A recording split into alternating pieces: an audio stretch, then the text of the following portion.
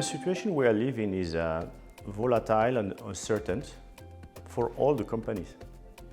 And I don't think no one of us has the final solution or the good solution. So I do believe that gathering, exchanging together, we could find common solutions.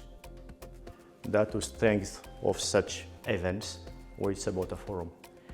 I do believe also that in such forums we have to, as brands, companies with brands, to continue having the faith on what we are doing and the power of our brands. Because again, as I was explaining, the naturality, the sustainability, the innovation, affordability, the quality is something which is in the DNA of the brand.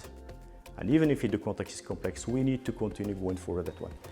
The last point for me, again, as a discussion and thematic is how can we continue together fighting to have the fair treatment in terms of pricing in the market versus the level of cost absorption we have to deal with. Because at the end of the day, it's a survival issue for many companies. And we need to share that and to share that also with the authorities, because at the end of the day, we may need some helps for some companies which are quite fragile to go out of this crisis. And how long it will take, we don't know. So this is the reason why we need collectively to sit together, to share, and to have forums of discussion. And I think this is a perfect forum to have such discussions and such debate. The current situation we are going through is a global one. I think all the companies around the world are facing the same situation in terms of supply chain with the COVID and right now with the war, which is creating tensions on supply chain, but also scarcity of raw materials. The way we deal with it in Bel is this is the priority number one of our organization, to do our maximum to secure the raw and packing materials we need to provide our products to our consumers. So the organization is focused on that. It's true also that we're benefiting from the global sourcing from the company because we are a global company. But beyond that, I think the situation is something special, and we need to change the mindset and to admit that this is an exceptional situation, a volatile situation, and we will need to be much more agile and to accept that. This is the reason why we're looking also to alternatives, because alternatives means potential new suppliers, potential new materials, but also what's going on if we have shortages. That means we need to work to the portfolio we are dealing with. Last but not least, I think in this period of time, it's very important to be close to our customers, because we need to inform them, to share with them the decisions we have to take in case of.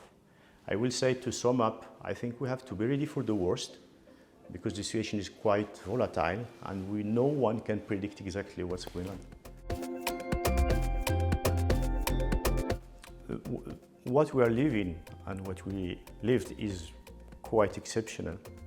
If you remember with the COVID, the whole world stopped. Then we had a fast recovery last year, which created already the first tension on supply chain and inflation.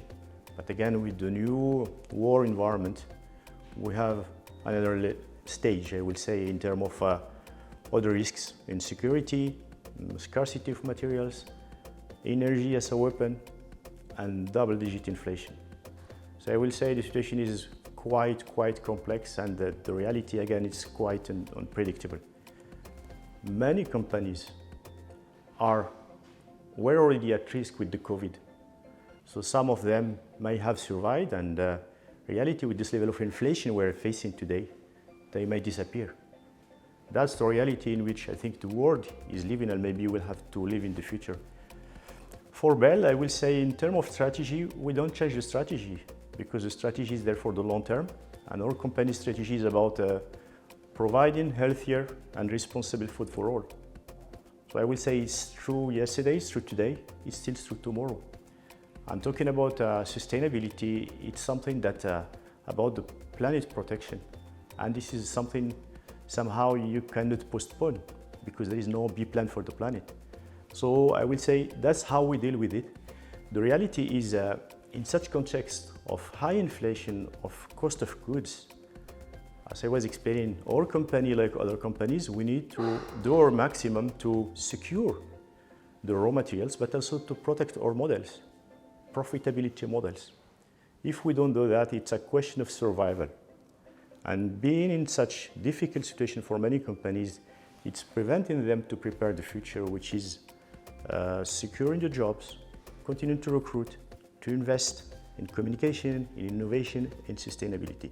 So I will say somehow this is where we stand today, and all our efforts are definitely in the short term to do our best to manage and to defend our business model, because it's absolutely crucial to preserve the profitability of our company in such context.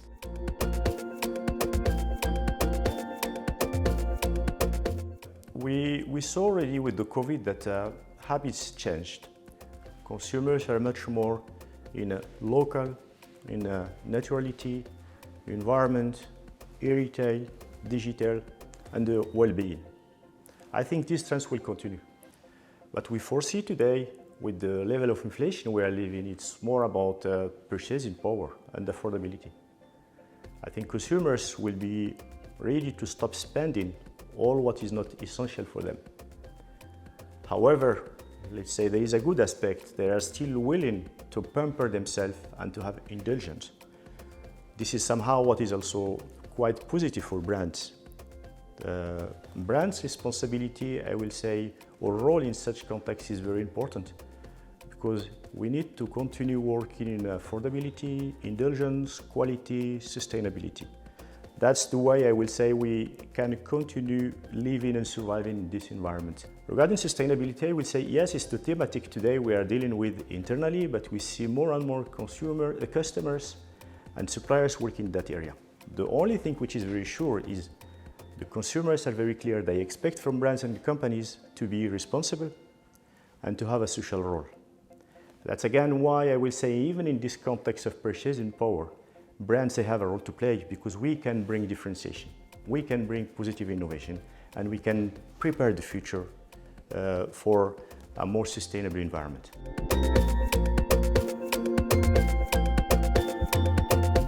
I will say as I was mentioning, the sustainability is the subject for everyone today, and the consumer are much more sensitive and the ecosystem is much more sensitive. However, talking just about animal welfare and the bio, for me there are just two aspects of the global sustainability equation. And if I talk a little bit about the dairy sector in Portugal, which is an important one, we have to recognize also the dairy sector is one of the biggest sources of carbon emissions in the value chain. So the decarbonization and the planet protection are very important subjects to deal with in this ecosystem. So I will say, yes, animal welfare is important.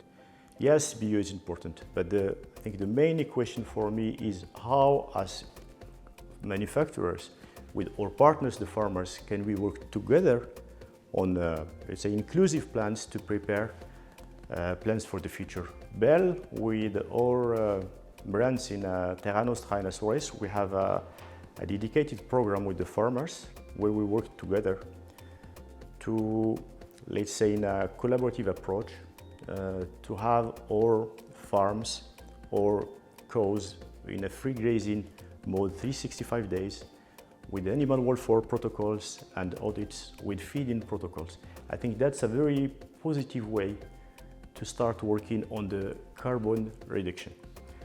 The second element, I will say, the bio, yes, is a solution, but the reality is still a niche and it's quite expensive. However, in the short term or even the mid-term, there are more direction in terms of what we call generative agriculture, which is a methodology that European Community is also sponsoring for the future, which is much more respectful for the environment, which is more about how can we preserve and care about the soil, how can we take the, let's say, the additives, but also the fertilizers, and how to use the biodiversity. That's the future. Of course, it will require new know-how, time, investment. So that's the direction, and at Bel, we have some prototype models that we would like to start this year. Last but not least, I think there are other alternatives today in the market. It's mainly plant-based.